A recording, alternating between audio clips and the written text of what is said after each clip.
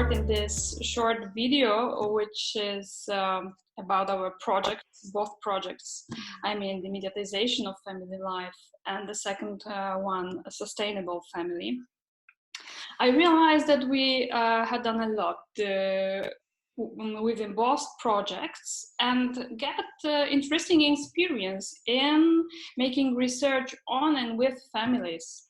You know, this is not so popular area or topic, especially in media studies, because in psychology or sociology, it's obvious that we conduct research on families and with families, but in media studies is really unpopular, I would say. So we get an experience in conducting interviews, in moderating families and family members, filling in diaries, questionnaires. It is not so easy. It is not so, obvious that people want to spend their free time filling in a number of tables, making comments, discussing together and making conclusions and sharing all those things with us as researchers. So I think that it is some kind of a success that we did it, and we get very valuable data, and we are still collecting this data within both projects. But we might share with the audience, with other researchers and people, this experience, especially that we can compare making research with particular family members and the whole family, that we can compare making interviews for the purpose of the project, which is strictly basic research project, and project which is designed to propose particular solution for families. So this is some kind of basic and applied research project. It is a different kind of activity, I suppose, and we have different aims, different situation here. So first question is, how do you evaluate this process of working with families, first of all, trying to reach particular types of people, particular types of informants, because we defined our sample. We wanted to get particular types of families, because for us it was very important to get people and families which are saturated, media saturated, on a particular level and in a particular way. Moreover, for us it was very important to reach people, for example, single parents, but also big families, smaller families, with children, without children, etc., etc. So how did you do this? How did you reach those families, informants, and started this cooperation with them? Because it was not the short-term process like 1 hour of conversation, but it was an interview, then a week of filling out the questionnaire, and after a year it was once again trying to reach them, ask them to take part in the interview once more. So this is a longitudinal study. This is a long-term cooperation. How could you describe this and explain how did you do this? Christina? For me, it was mainly actually talking with people, relatives, family members, and friends, and then actually trying to see if they also know somebody else, because I originally don't come from this area of Poland. I come from another country in general, so it was very much I needed to rely on others to kind of like accumulate. And the other area was work as well. So I tried to also poke around people at work to see if they know or if they're interested. And yeah, one of the main struggles was definitely to make sure that they're actually keen to help, because if they say, cool, yeah, I'm gonna help you, but then they don't reply, or they participate in one part of the study, you have incomplete data, it creates a mess. So that was one of the main struggles, I would say, as well, actually.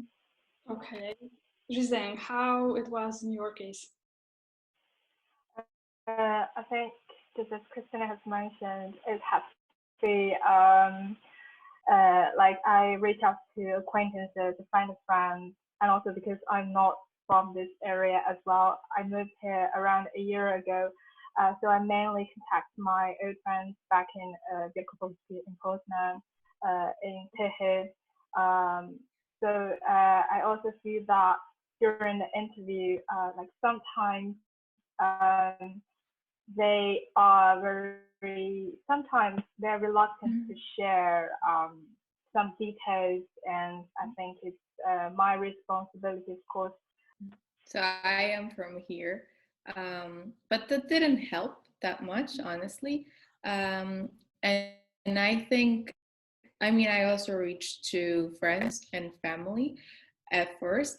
And I think that the fact that I've known these people made them kind of take it more informally. So sometimes they didn't stick with the deadlines, or they asked me like, oh, do we have to fill in that? Is it necessary if we do that? So I think that maybe if we didn't know each other, they would take it more professionally, like, okay, that's the task. But also, like Christina said, maybe they would have given it more consideration, like, do I actually want to participate in that? Because people sometimes feel like, oh, I know her, so I'm going to help. But then they see that it requires a little bit more work than they assumed, and they try to like be reluctant to actually fill in it 100%. So I think like the most challenging thing is to make the people work, but also not pressure them, because obviously if you pressure someone too much, then they don't show any more interest. So the balance, I guess, for me was the hardest. Would it be much more easier if we paid our informants, if they were paid for their job, for interviews, for filling diaries, you know, and how much should we pay them to mobilize them to do it? Because we have to stress that we have a very limited budget. We weren't able to pay our informants for anything. So that's a challenge. Yeah.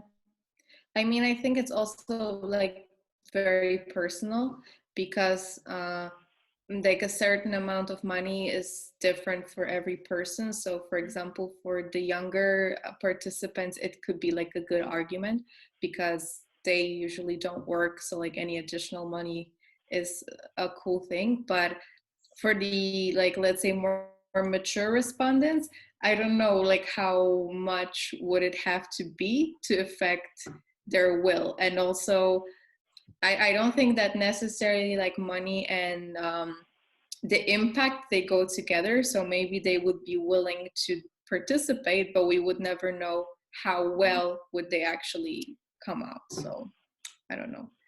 Yeah.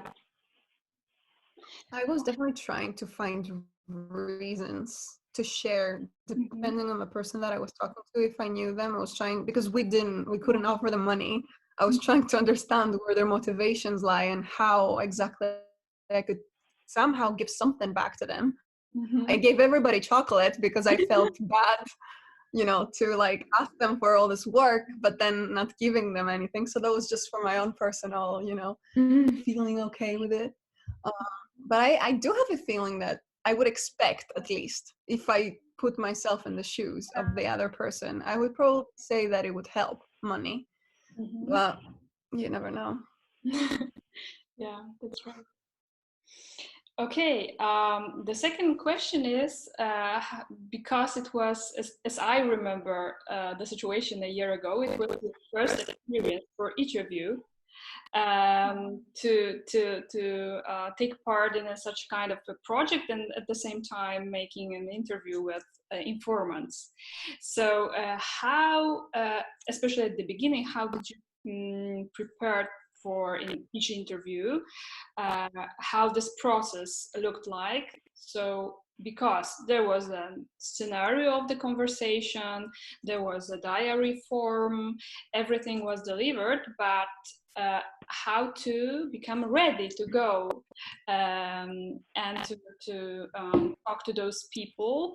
And sometimes we talk with them in person at their home. Sometimes we talk to them using technology like today, so Skype or other solutions.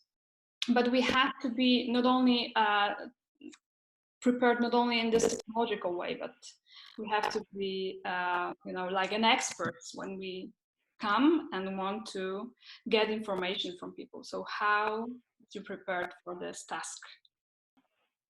I've done a pilot interview with my parents to see how it goes.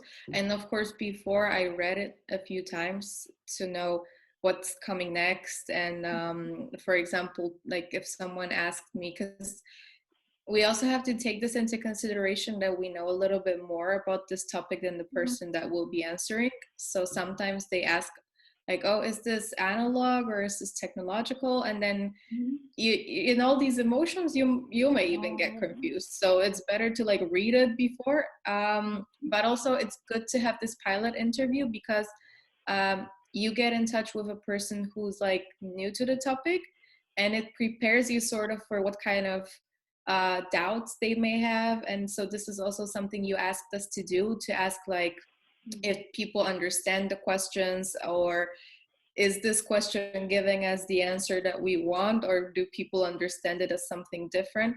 So I think that this is like really good to do before. But I think that something that's really challenging, and that is impossible not to have when you're interviewing a whole family, is this like vibe of everyone just like kind of laughing at each other and like pointing out stuff. So it's really nice, but when you have in the back of your head that you have to analyze it later and write it down, it's like, oh my god. So controlling people is just very difficult because you want to be nice and you want to let them flow, because that gives you a lot of info. So pilot interview is nice, and kind of being hands-on is also. Yeah, for me, the general thing is the same, that I try to go through the interview questions on my own to make sure that, as Veronica as well said, that if they ask questions, I know what this is all about, because I'm the expert, I'm the responsible to guide it. But I also try to make sure that I try to understand how to maneuver the conversation, depending, and like having in the back of my head, what do we need to know? Remember, like try to think of different scenarios of like, if the conversation starts going in like a different way, or like, is this going to be needed information? Is this actually going to help you somehow? And the other thing is the equipment. I was freaking out a little bit about the equipment of like, cool, you're gonna go there and you're gonna set everything up, but then something's not gonna work, and then you did all this work and you can't. I don't know to what extent it's good to use the same family if you've already showed the questions to them.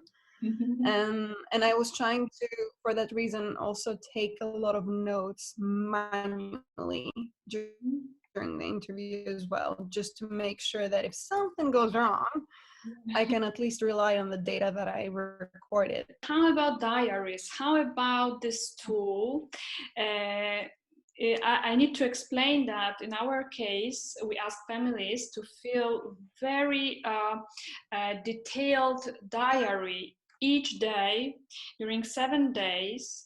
They should indicate all technologies, media technologies they use at home. Each family member should indicate it, for how long during the day, if it is enough, too much, or maybe too little time spent with this technology. There were a number of questions each day. We should be answered after a short discussion between family members. And what is the most important here, there was also the request to try to not use technology during one day, between Monday and Friday, and one day during weekends, so Saturday on Sunday or Sunday. So they were asked to change their habits, to take a challenge of new situation. So first of all, how did you explain them this task, this challenge? And during the process, did they ask you to explain something or moderate their activity, or maybe there were other requests from them? the aim is to finish getting data, to finish the questionnaire, to get the filled questionnaire after the whole week. So we usually feel the pressure that it depends on me if I convince them enough to do it and get valuable data. Trying to, like I said, I was trying to be very careful about giving the information about staying away from technology. So I sort of like explained the purpose of the diary at first, and I also explained, because people get very confused, that there is a part of life that they have to use technology for, like work or education. And when you tell them, like when you start telling them about the diary, they get very stressed automatically. They're like, oh, but I have to work, but I have to do this. So I was calming them down that this is like a part that you can still do, but we're talking more about the entertainment. So like the first challenge was to explain everything, and then to go to the hardest part, which was like stay away from technology, which was not so bad during the week. But the weekend, I got like a lot of question in between, like, is it mandatory? Like, this is the only time that I have to do this, something. So it was like, you could see that they were like really struggling to do that. Like, they treat weekends as like a reward with technology, and now that was gone. So they were like, ugh. But also I got the feeling that not all of the diaries were filled in the way they were supposed to be, and this is something that we definitely can't control. But you can tell when you read a diary if it's written every day, or someone just sat down on Sunday and just like wrote the whole thing.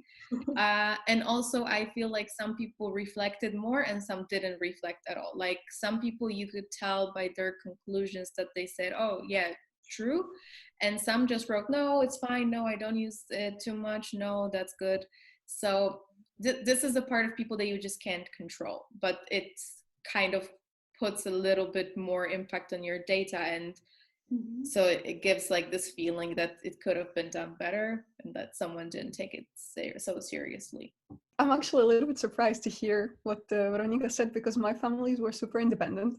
Like, we just explained things in the beginning and that was it, and then I didn't have to do anything. So I'm super glad that I didn't have like messages during the weekend being like, do I have to, or something. That's perfect. I'm very glad to hear that. But of course I can see the struggle. I mean, for me, I felt tons of guilt when I was telling them this is what you have to do, and I was thinking I wouldn't want to do this myself, so what am I telling them? But you know, that's just what it is, and they were keen to help. So in this case, it goes back to like find the right people. If you find the right people, it's okay. They will, you know, maybe they will struggle with it a little bit, but otherwise it should be fine. Yeah, Giseng, as I remember, you were asked by the informant to fill in the diary. So you were calling each day to Barbara. She explained everything by phone, and then you fill in the diary. Am I right? Yeah. That's pretty much the reality that I was facing last year. Yes, it was very, very interesting, and I was really surprised that this kind of interview it really worked, and I think she shared a lot of detailed information, which I thought I compared what she has given me to other diaries, which is done manually. Definitely, I see that kind of connection, personal connection, that sort of adds up her curiosity into this whole topic. And also, I think talking to her one-on-one on the phone also makes her have a better understanding of the diary structure, so that she was more alerted of the certain questions.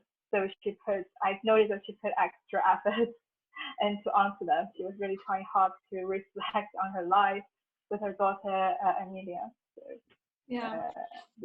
it means that we have to be open for some kind of strange requests if there is a very valuable informant, and she was a single mother, a very low saturated family. It was so difficult to find such informant, and she said, okay, but I don't have time and I don't want to fill in anything because I feel crazy when I have to make any fill any kind of form, so you can call me each day, and I will be giving you answers, but not paper or even on computer. It doesn't make it is not possible. It is not possible to do it. I guess this kind of goes hand in hand with like what Veronica was saying, that you can't really control them, right? But then if what Zhang did, if you take part of the work that they have to do and you're kind of like balancing out, then you can also maybe control in a little bit to just pick questions, ask them, are you sure you didn't use your phone today? Or like, I don't know, maybe I can see that, but that's not the case. I think we follow the structure strictly, and the results is So maybe we can start with the question about the atmosphere, difficulties and challenges during the conversation. I think this is the most difficult thing during the conversation, to first of all create this atmosphere of opening, being honest, want to talk with us, share sometimes private information, and to keep this atmosphere and to keep this during the whole conversation. Sometimes it takes half of an hour, sometimes an hour, sometimes even longer, and then it is very difficult to keep those people, I mean the whole family, together with us, and receive those answers, I mean deep, extended answers. So what kind of strategies did you apply to achieve this? It was 3 different situations where it was a little bit challenging. One of them, like one of the families with the kids that I interviewed, they were there with the kids, and we were out in a kids playgrounds, kind of, a closed space, but still, so the kids could go and play, and then I could stay with the parents and talk. But there were situations where the kids would come back and be like, give me attention, or it would just be loud, and I was afraid of the recording not, hearing. It was also 3 people, so you don't, it was kind of hard to manage from that perspective. But I definitely tried to focus a lot on like what people said, and like try to also there was at least one person usually that would talk a little bit more than the other. So it's kind of like, can you please kind of somehow limit one person so that you also get insight from the other, because you can't get both perspectives in that case. There were a lot of things, but definitely coming from different perspectives, that are affecting the interview for sure. But if the kids were coming, give them some time, try to be empathetic and like understand the situation. You can't control that, you just need to wait. And that interview, I think, also lasted for like an hour and a half almost. So at the end everybody's just exhausted. So you have to take that into consideration and try to manage everything from that perspective as well. Interviews with families is something between individual interviews and focus group interviews, which are well structured. When you talk to people, this is your turn, now it's your turn to say something. We were open for the family dynamics. We are open for each answer, so we do not decide whose turn is it right now to speak on the topic or something. So because we also observed, from analytical perspective, what's going on during the conversation. So it was very important to be spontaneous, to be in the natural environment of conversation. So this is a challenge. This is a big challenge. Yeah, I think what Christina said is pretty much like the core, that this family dynamics is really good, but it's also really hard to not stress over when you're conducting an interview. I also had situations where I had to do it through Skype or WhatsApp. And I was really paying attention all the time to like the quality, and when I didn't hear something, or they started speaking like all at once and like the computer does not give you the proper sound, I was just like, oh, am I gonna know what they said? And that was, so the online aspect I think is like even more stressful because you have all these devices that you have to like note that they're working well. But another thing that I realized when I was doing some family interviews is that sometimes, especially when they're older children who already like independently use technology, sometimes the parents don't want to give like the entire information in front of the children, and likewise. So like kids say, no, I only use this and that. But then like with other questions, like more and more apps are coming. So I had a situation, for example, with a single mother and then teenage son, and like she was using some dating apps, and like she didn't really want to stress that. So it came out like in the conversation. But so, you know, these are the things that maybe they would be more open about, like without anyone else, especially from the family hearing. But this is not what we wanted at that point. So like this, I think this was also challenging for the participants, that if they wanted to give like a full information, they had to disclose maybe more than they wanted to. So and they might also influence each other, like what I noticed with a couple as yeah. well, that one person would start saying something and then the other would start talking about something else, and somehow the other person would change their mind. And it's like, what happened here? What kind of bias, what kind of like, I don't know, personality like giving the other person, what happened? Yeah. That's also that too. Yeah, during such situations and during the analysis of the interviews, we observe number of paradoxes, number of standpoints which are opposite, and we try to manage with this data during the conversation with the process of sharing data, and it is very, very difficult. And what is the most important difference between making interviews with the whole families and with particular family members, particular family representatives, which should give us a picture of the whole family? I think I interviewed two persons last week and this week, and I feel that after a year's time, I do feel that it's really hard to like define very accurately if doing with couples is easier or if doing with individuals, like which one is easier. I didn't sense a lot of differences. Okay. I didn't see a lot of differences. It depends on if they have kids or not. I'm thinking, for instance, I interviewed two couples without kids. There, I didn't feel much differences when it comes to interview them when they're together, or interview just one of them. But if it is with kids, I think maybe because this company is going to involve 3 individuals, so the interaction will naturally be more complicated. So I would assume that there would be more such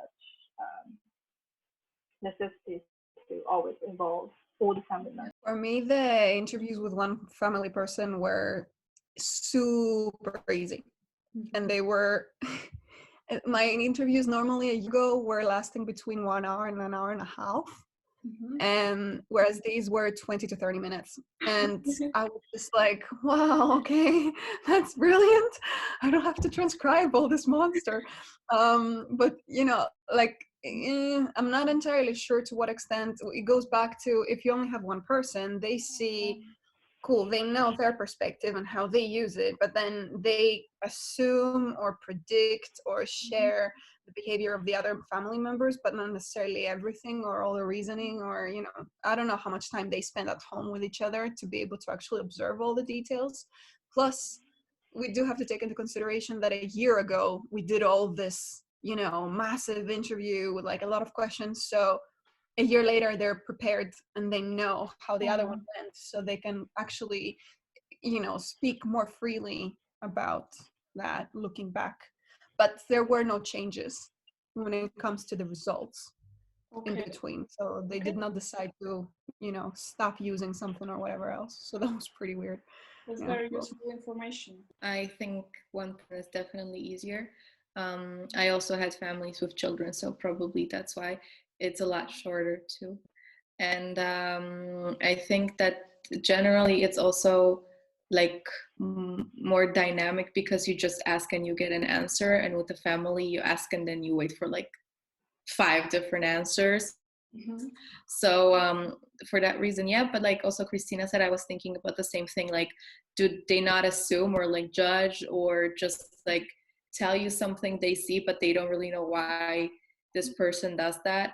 So I think it might be a little bit more biased to just ask one person. Therefore, it's better to make the sacrifice and conduct a family interview, because I think you get like more clear data, and also the confrontations that we were talking about. That one person says like, "Oh, I don't use it," and then the other person from home says, "No, you're using this all the time," and so it kind of like also shows that you cannot hide so much, I guess. That's right. Was it difficult to ask them to give interview once more after a year? And what kind of, first impressions you have after making those interviews? Um, do you see something typical here? Something what might be a pattern, or maybe not? Jizang? I think that some of them like remembered what they said, because I had some people that, for example, indicated overusing Instagram, and then they said that like they're not using Instagram that much, which is it could be true, and that's really nice, but it could also be like, oh, I said that a year ago, so like, however, I don't know if they have like that great of a memory, so maybe this was actually a real change. But I think that mostly I got like really positive reactions, so they already knew what it was about. I didn't have to like overly convince people. However, I had I don't remember if it was 1 or 2 families, but they didn't want to participate. So they told me like, no, like last time that was enough. And I think that they were thinking that it would be the same process. Like they assumed that it would be longer and more challenging for them. So they, from the beginning, they just said, no, we don't have time. So 2 different reactions. Yeah. Jizang? Yes, I also noticed a similar situation. First is that I feel that these people, they became more assertive about their answers. Probably because they are given more information, or they are doing the interview last year and they are thinking during the 1 year period of time. Maybe just bring alarm into the daily life. I see that, first of all, like qualitatively, the interview took shorter period of time. And also their answer became like, if there's a spectrum, the answer, I do recall that one couple, their answer is like rather in the middle of the spectrum. For instance, they always give answers like, I use moderate amount of technology. But the truth is that if you look at the quality, they actually use quite a lot. It is far beyond moderate, but they were reluctant a couple of seconds to say, oh, we are moderate. But now they are very sure that, oh, we are high saturated, low saturated. And they even given like very extreme comments. For instance, I want a fully smart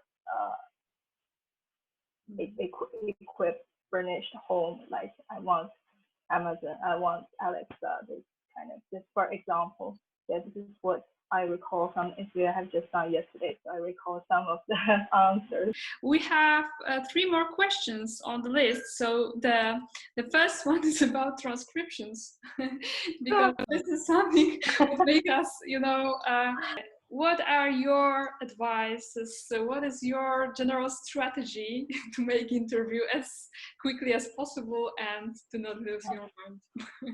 Veronica? I was a lucky one, I guess, because my families were not that talkative. I didn't have such long interviews. I think like the longest was 45 minutes. And but still, even transcribing that, it was not comparable to 45 minutes that you actually spent on recording it. It was so much more, especially because you listen to something, you try to write it, you have to stop it, then you forget what they said at the end, so you have to go back again.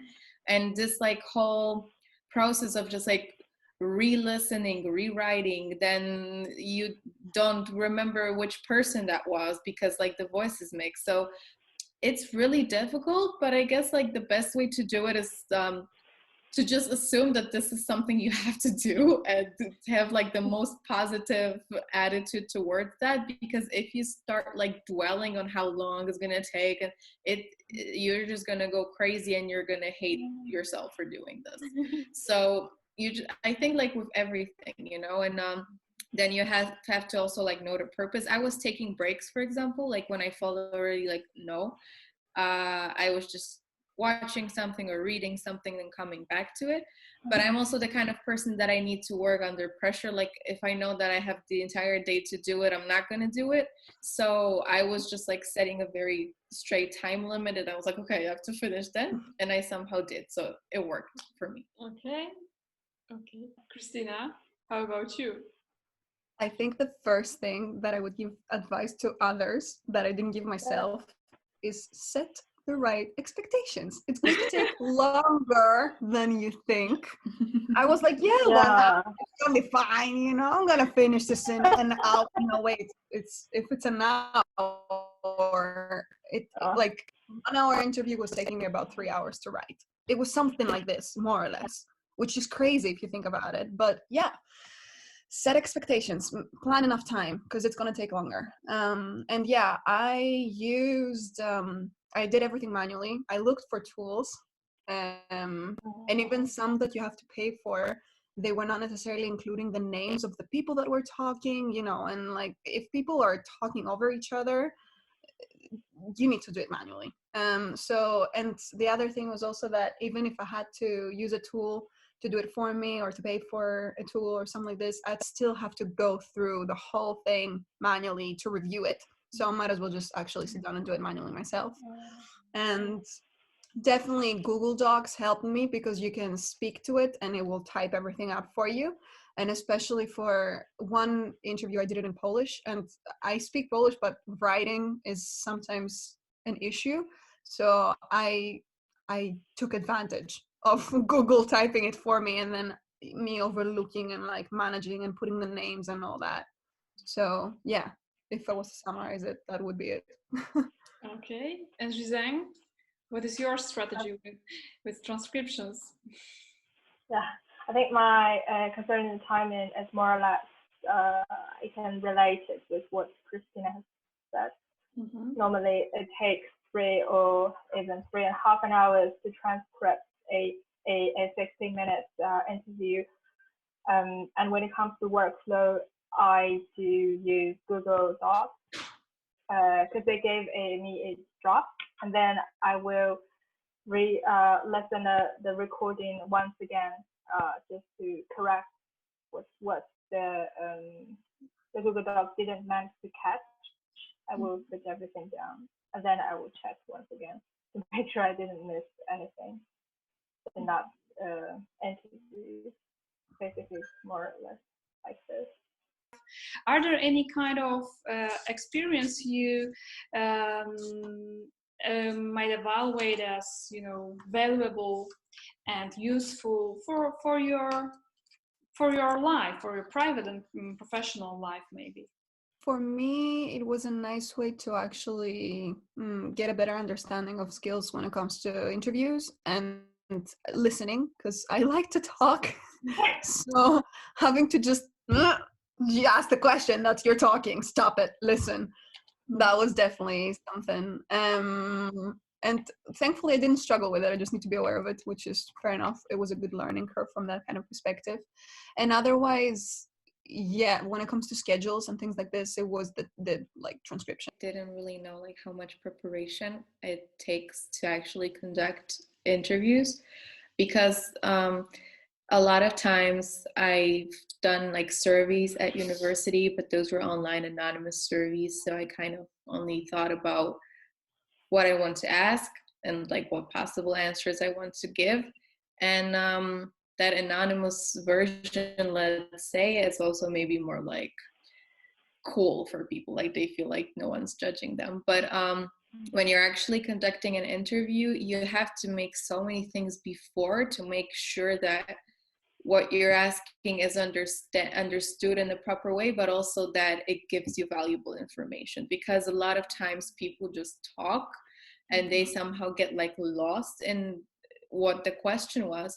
So like what I also learned is that in all this like being nice and stuff, you have to also like set the tone sort of, because if you let it get out of hand, then it will, and then it will be really hard to like get back to the core.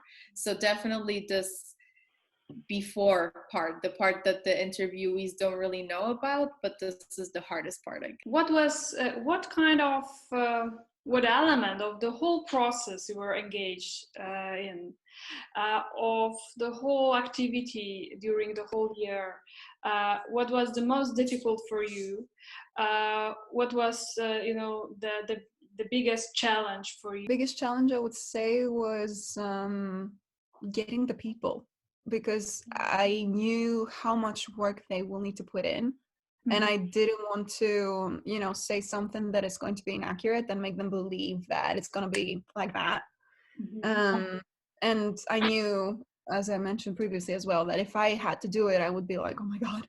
So I was kind of expecting that from the other side, which was kind of wrong sometimes, because some people didn't care about this. They were just ready to do the work. And in this case, I was just making it sound bad without any reason. But that was the biggest challenge, just making sure that, like, asking people to do this for the research, but yeah, with the knowledge that it's a lot of workload. I think the same.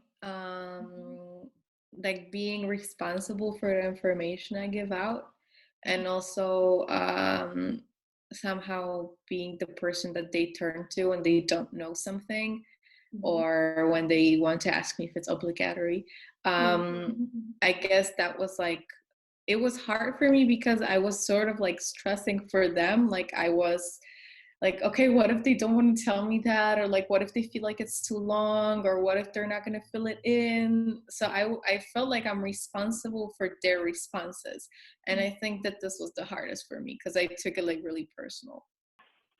I think for me, the most important part is to have to ask good questions and sensible questions about kids, about how the kids are using technology. For instance, if play Xbox for extra amount of time, or doing something that the kids themselves, they wouldn't let their parents to share, because sometimes the kids get emotional, sensitive about such things, and they are trying to evade some of the questions. And also, I think on the other hand, it's also good to take that into consideration, that how to just how to get the details without really with onto the premise of protection, sort of. Yeah. Of course, I know the structure is already really considerable when it comes to everything, privacy or some personal issues. But when it comes to kids, I struggled a little bit, because one of my friend's kids, he was very sensitive. He doesn't he have that really emotional reaction when asking about what is your favorite digital devices. Do you play Xbox? Do you think you don't want to answer that? But of course, I think partially it is beyond our control, of course, because I didn't confront this question when I was interviewing Farah's daughter. It never had such issue.